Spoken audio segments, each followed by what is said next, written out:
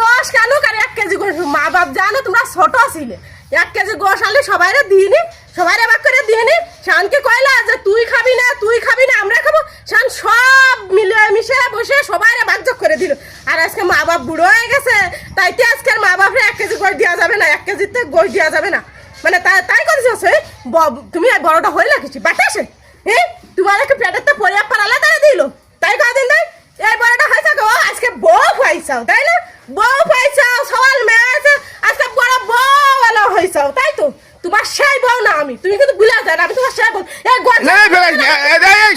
this কে তুই this কে নাই গোল this কেন তুই আয় দোকান কইলা কিছু জান না তুমি না তোমার মতো বহুত পুরুষটা আছে মা বাপ বুড়ো হয়ে গেলে ওই বৃদ্ধ আশ্রমে দিয়ে আসে মা বাপের জানি এক মুঠা ভাত জটে না তাকে আড়িতি এত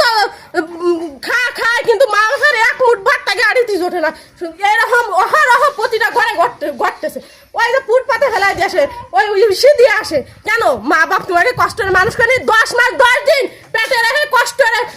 পৃথিবীর মুখ দেখাইছে 3 বছর কোলে খায় আছে তারপরে বিয়ের লাখ হয়েছে বিয়েতে দেশে তাহলে মা বাপরা ছিল না তাই তাহলে মা বাপরা ছিল না বুঝতে পারিস তুমি দিয়ে নে চলো